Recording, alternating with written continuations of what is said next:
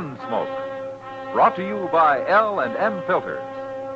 This is it. L&M is best. Stands out from all the rest.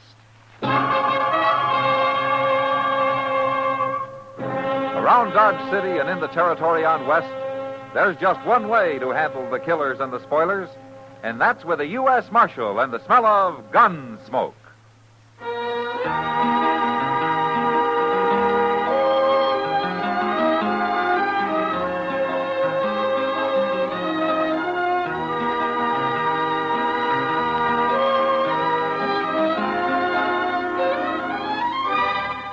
Gunsmoke, starring William Conrad. The transcribed story of the violence that moved west with young America. And the story of a man who moved with it. I'm that man. Matt Dillon, United States Marshal. The first man they look for and the last they want to meet. It's a chancy job, and it makes a man watchful. And a little lonely.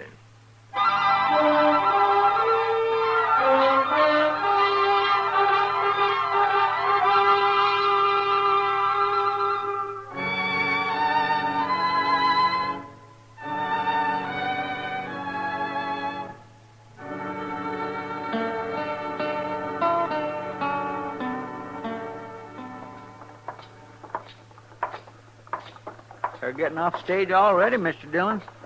There's Miss Kitty. She got down first. That's over an hour late. I wonder what held them up. Oh, sometimes them drivers just won't bother to hurry. They can be awful stubborn. Well, anyway, it got here. Sure hope Miss Kitty enjoyed her visit in Ellsworth. She looks fine, don't she? Who's that she's talking to, Mr. Bodkin? I didn't know he'd been out of town, Mr. Dillon. Now, that's why the bank's been closed, Chester. Mr. Bodkin won't trust anybody running it if he isn't around. Hello, Miss Kitty. Hello, Chester. Hello, Matt. Well, did you have a good trip, Kitty? Well, you're here. Hello, Mr. Bodkin. Marshal, we were held up and robbed. What? Held up? Back at Rocky Ford, Matt. Lone bandit. He took the box and he robbed Mr. Butkin here. Took everything I had, over $300 in cash. Anybody hurt? The shotgun rider didn't think they were carrying enough in the treasure box to be worth fighting for. Guess he didn't care what happened to the passengers. Well, how much was in the box? Only about $500, the driver said. Well, what about the two other passengers and you, Kitty? Didn't he rob you? He didn't take a thing of mine. He singled me out, Marshal. Must have known I'm a banker. He made Mr. Botkin put his coat on the ground, and then everybody had to throw everything they were carrying onto it. But all he took was what Mr. Botkin had. I don't understand it at all, Marshal. He bowed to me, Matt. You should have seen him. Real gentlemanlike. Any idea who it was? No? He never spoke at all, Marshal. He used his six-gun to tell us what to do. What, did you ever see him before? You couldn't see him. He was wearing a flour sack over his head with eye holes cut in it. And the rest of him was covered with a long linen duster. He's real clever, that bandit. Well, there must be something. What kind of a horse was he riding?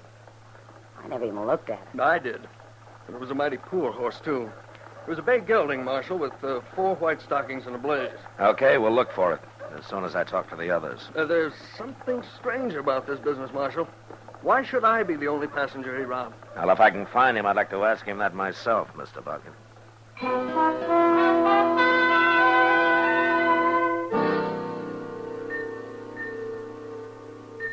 Neither the driver, nor the shotgun messenger, nor the other 2 passengers, who turned out to be a couple of homesteaders, could give us any more information on the bandit. So Chester and I saddled up and rode out to Rocky Ford. We found nothing there. About a half a mile further on, we spotted the bay gelding, standing alone and unsaddled. I put a rope on him, and then we got down to stretch our legs and take a closer look.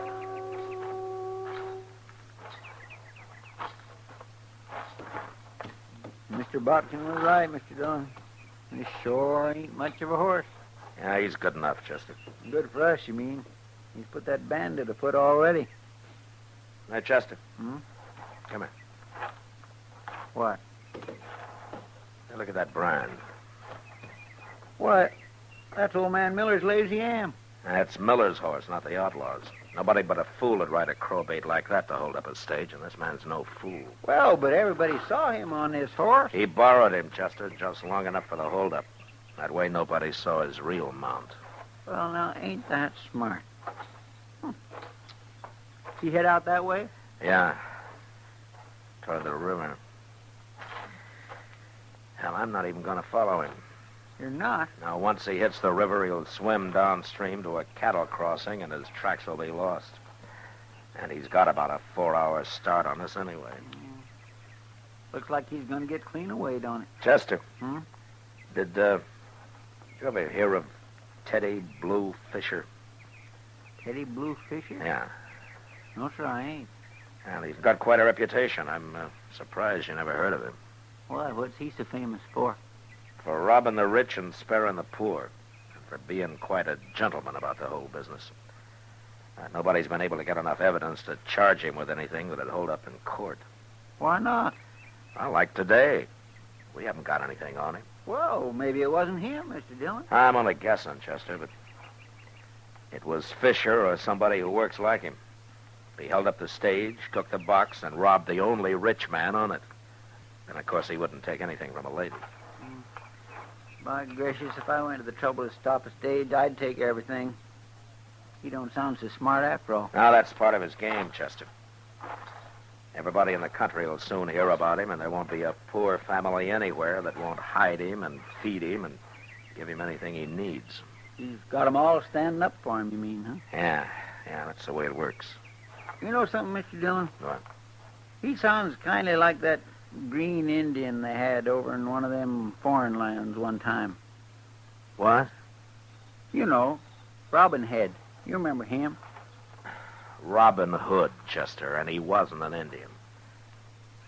Yeah, but you're right. Teddy Blue Fisher works exactly the same way. Yeah, and outside of pure luck, I don't know how I'm going to stop him.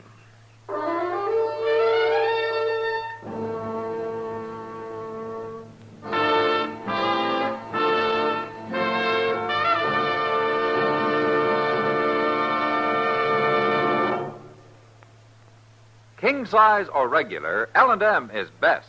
Stands out from all the rest. This is it, L&M filters. It stands out from all the rest. Miracle tip, much more flavor. L&M's got everything. It's the best. Yes, L&M is best. Stands out from all the rest. L&M stands out for flavor. Flavor. Flavor. The miracle tip draws easy. You enjoy all the taste. L&M stands out for effective filtration. Filtration. Filtration. No filter compares with L&M's pure white miracle tip. L&M's got everything. It's America's best filter cigarette.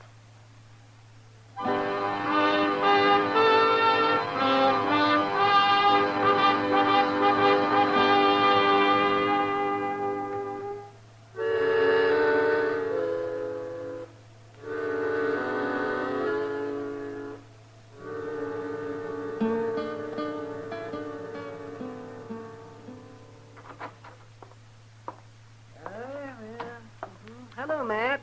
Chester. Hello, Doc. Doc, you look different. What have you done to yourself? I had a haircut. Oh, that's it. Wouldn't hurt either of you to get a haircut now and then. Well, I can't afford it. Not at no 25 cents a throw. Well, it's all right for you, Doc. You need it. Nobody wants a shaggy medicine man cutting them open. Oh, medicine. Oh, well. Well, what about you? I suppose the dignity of the law served best by a couple of molting prairie chickens. Chester, Yes, sir. take out your gun and shoot him. Yes, sir. Hold still, Doc. Go ahead, shoot. Nothing will happen to you. Not around here, it won't. You'll go free as a bird. You can run around like Teddy Blue Fisher and hold up stages and everything. No trouble at all. Not from the law. Wait a minute, Doc. Who told you about Teddy Blue Fisher? Teeters did. At the barber shop. He said everybody knows about him now. Oh, I expected that, but you got more to tell me, Doc, so go ahead. Well, I don't know why I bother, but since I'm already here, I guess I might as well. Well? Well, Fisher got a haircut just before I did, Matt. He did. Are you sure? He told Teeters who he was. Yeah, well, he's not wasting any time. What else did he tell Teeters? But said he was going to stay here and gamble for a few days. He's over at the Long Branch starting now. Now, he's got $800 for a stake. Well, you can't prove where he got it, can you? No, but there's something I can do. What's that? Look, Doc, his whole game's based on stealing from the rich. If I can stop it, maybe I can show him up for what he is. Well, you mean you think he's a fake? Now, did you ever hear of any outlaw admit he's nothing but a common thief? And a thief will steal from anybody, Doc, rich or poor, if he has to. Well, how are you going to stop him, man? Well, for one thing, I'm going to put 2 shotgun men on every stage that goes out of here. Men that'll shoot. Oh, that's a good idea. That's a good idea. Oh. But I hear Fisher's quite a gunman himself. Yeah, I know, Doc. Now, I'd throw him in jail without evidence, but it'd only make him a martyr, and people would think more of him than ever. Now, I got to outsmart him somehow. If you can. Yeah, if I can.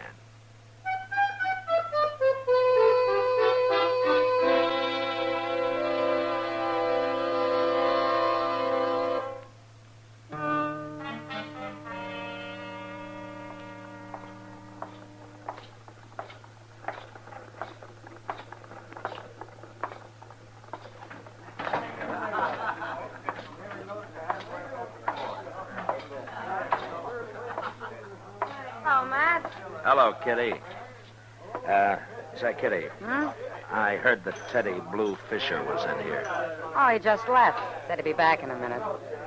He's quite a fellow, Matt. Yeah, he sure is. Did you hear what he did? No, what? He broke the Faro Bank. Won over $1,000. Well, that won't help. What do you mean? With all the money he's got now, he won't have to work at his usual trade. He can loaf around for a long time. No harm in that, is there? Now, that makes the law look pretty foolish, Kitty. And besides, he's got to be in action before I can stop him. You still think he held up the stage, don't you? Well, that's his way of doing things. You gonna run him out of town, Matt? I'd sure like to. Well, now's your chance. Here he comes. Fire that drink now, Miss Kitty. Well, there's a man here who wants to meet you first. How do you do, sir? I'm Teddy Blue Fisher. I'm Matt Dillon. Pleasure's mine, sir. That's right. The pleasure's all yours. Coming from anyone else, I'd take that real bad. But I can understand your feeling. Now we know where we stand, don't we? And it's too bad. I would like to be friends. You know, you're a thief, Fisher, and you're probably a murderer to boot. That's a lie. I never shot a man in my life unless he tried to shoot me.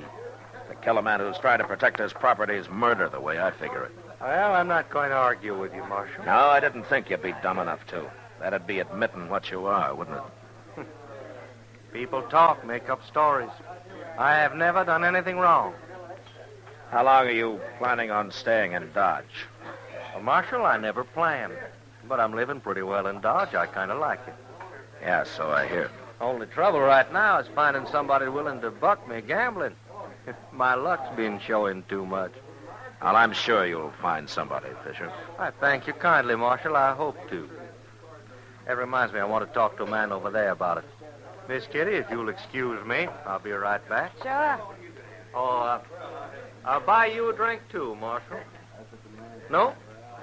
Then some other time. Kitty, Huh? I want you to do something for me. Yeah, You know Vent Butler? of course. Okay, now, when you're talking to Fisher, tell him you think maybe Vent will buck him at Faro. Tell him Vent's the one man in Dodge who's got the bankroll and who's enough of a gambler to try it. Well, Matt, you know since Vint went straight, he's barely made enough to live on. Well, don't tell Fisher that. Well, I don't understand it, but I'll do it. Thanks, Kitty. I'll have Vent here in about a half hour.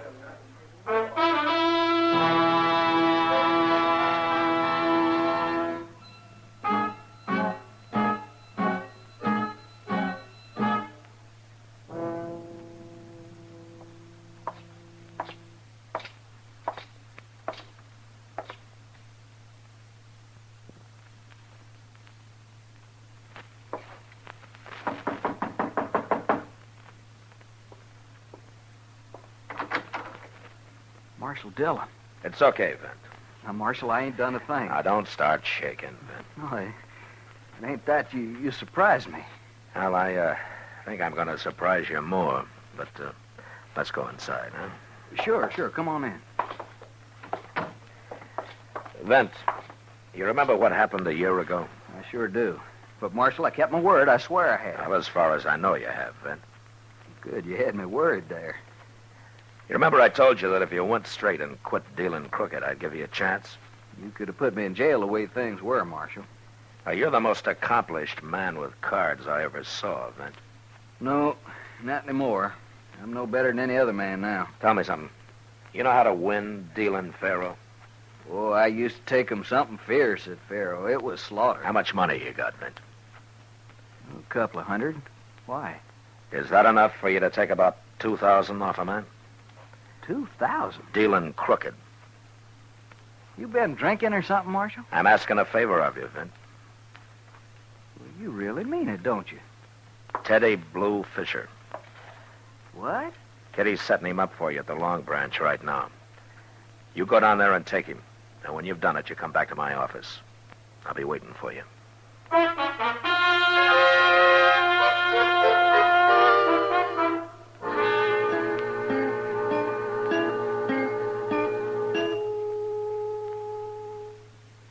It's near midnight, Mr. Dillon.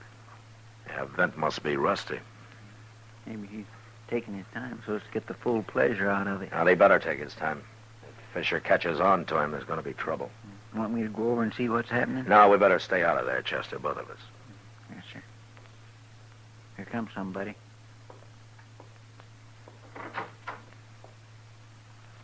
Hey, it's Vint. How'd you make out, Vint?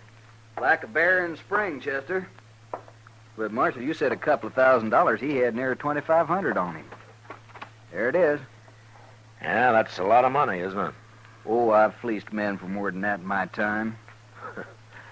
I never saw a crook yet that didn't like to brag about it. Now, Marshal, you made me a crook. Now, that wasn't too hard, though, was it, Vince? But you did fine. What are you going to do with all that money? Well, I'm going to see that you get some of it, Vint, when the time comes. Because you've earned it. It's none of my business, Marshal, but I'd sure like to know what this is all about. Well, Fisher's broke now, Vint. His vacation's over. He's got to go back to work. Robbing rich people, huh? Yeah, if he can. I don't envy you trying to catch him, Marshal. From what I hear, most everybody in the country's on his side already. They'll make it awful hard for you. Sure. But I'm a gambler, too, Vint.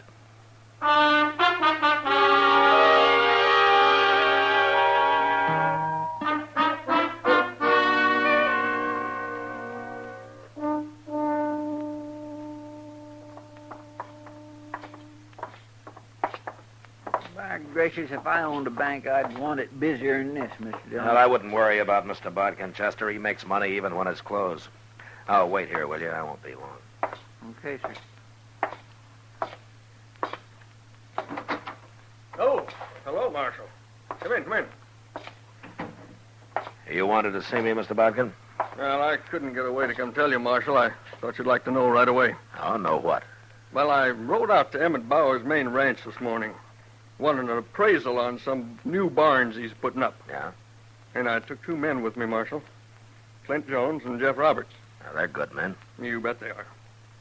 That same bandit, Marshal, with the flour sack and linen duster, tried to surprise us at Twin Grove. Well, what happened? Well, he put a couple of rifle shots near us from about a quarter-mile away. Thought we'd stop and give up, I guess. But the boys went right after him. Did they get him? No, he ran. He's got an awful fast horse, Marshal. They couldn't get close enough to even identify him. Well, that's his third attempt at a holdup this week. And his wildest. So what are you going to do? Well, he comes to town most every day, Mr. Bodkin. The next time he rides out, I'm going to be following him. I think he's through trying to rob people who are ready for him and who'll fight.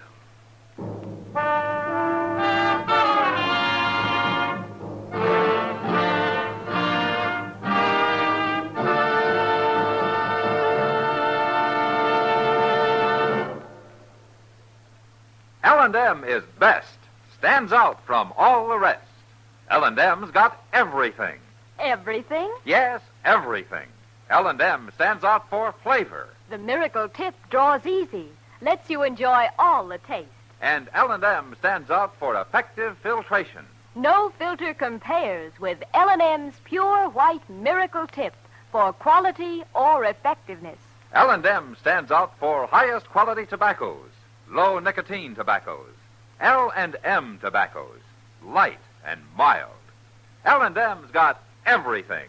Everything? Yes, everything. king size or regular. It's America's best filter tip cigarette.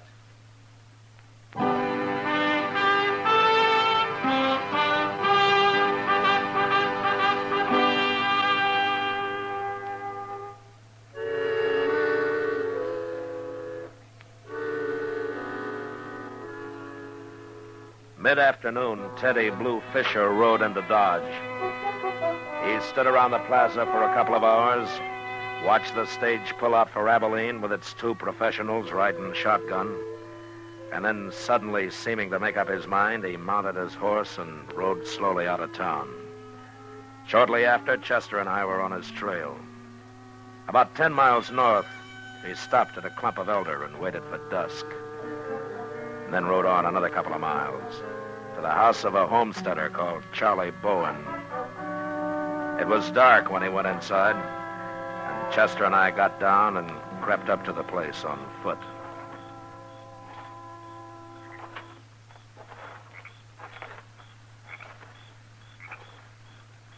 What do you think he's doing here, Mr. Dillon? We'll find out. Maybe they're feeding him. He's been so doggone broke all week. Yeah, maybe. Now, hold up a minute, Chester. What is it? You see where he tied his horse? Yes, sir, he's over behind that wagon. Well, we'll just make real sure of Teddy Blue Fisher. You go over there and unsaddle his horse, Chester, and then slip his bridle off. Yes, sir. But don't scare the horse into making a lot of noise. Oh, I'll lead him off a little before I turn him loose, Mr. Dillon. Good. I'll be up by the window nearest the door there. All right, sir.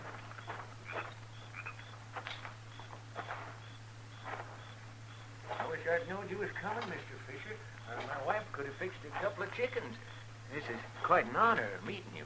There's a little cold pork out in the cellar, and I got a jar of spiced apples left. How's that sound? Why, that sounds fine, ma'am.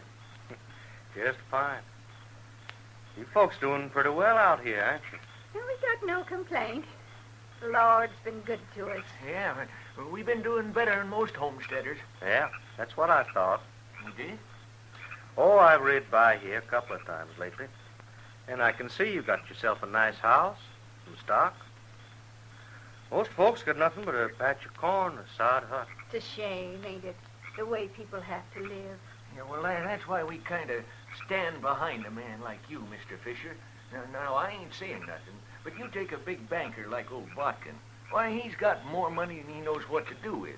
It don't hurt him none to lose a little of it now and then. Why, that's true. Of course, bankers don't have all the money in the world. They don't have none of ours. And they never will. You don't believe in banks, ma'am? No, sir. I wouldn't put a penny in them. That's right smart of you. Yeah, well, she's like that, Mr. Fisher.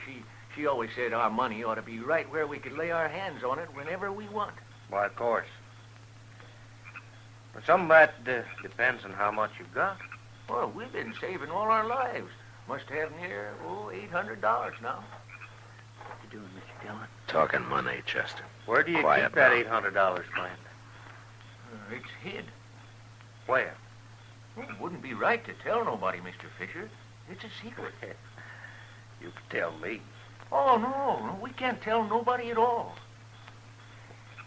Yes, you can. Mr. Fisher, what are you doing? What's the gun for? I just want to know where you keep that money. Oh, you're not going to rob us. Oh, we're poor. I've robbed poor people before this. No, you haven't. Don't be fools. Now show me that money. You're a fake, Mr. Fisher. You're a liar. Sure, but nobody will ever find it out. I'm going to kill the both of you. No. But you can live a little longer. Just show me where that money is. Don't tell him, Charlie. I won't. He ain't going to rob us. I got to kill you anyways now. I'm going in, Chester. Stay back. Yes, sir. Now, where do you... All right, hold it, Fisher. Don't touch that gun or I'll bust your other arm. Marshal, he was going to shoot us. He was going to kill us. Now, what's the matter with you? I was joking. Marshal, you had no cause to shoot me. You're lucky I didn't kill you. You should have, Marshal. He's nothing but a murderer and a dirty common thief. I'd rather have him in jail, Bowen, than on public Look, trial. this was a joke. I was just fooling, I tell you. I never harm people like you, and you know it. I don't hardly know it. It's all over, Fisher. You're finished. Maybe some other Robin Hoods like you will be finished, too, when people hear what you like when you think nobody's watching. Chester, go tie up his arm. He's too valuable now to bleed to death.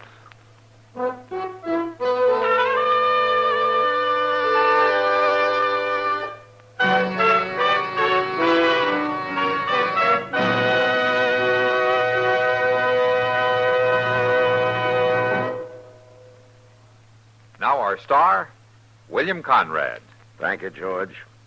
Today, there's one filter cigarette that stands out from all the rest. L&M stands out for flavor, for effective filtration, for highest quality tobacco. L&M's got everything. That's what makes it America's best filter tip cigarette. Try L&M's king size or regular. I know you'll go for 'em.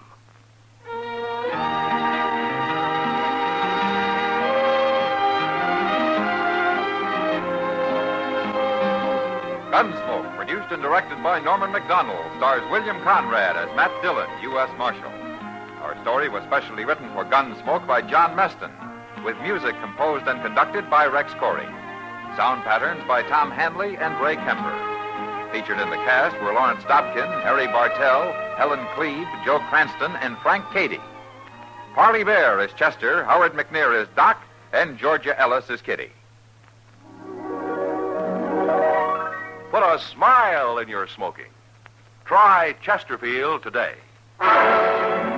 Instantly, you'll smile your approval of Chesterfield's smoothness. You want them mild. We make them mild. Mild and mellow, with the smooth, refreshing taste of the world's best tobaccos. Instantly, you'll smile your approval of Chesterfield's satisfaction. In the whole wide world, no cigarette satisfies like Chesterfield. Put a smile in your smoking. Try Chesterfield today.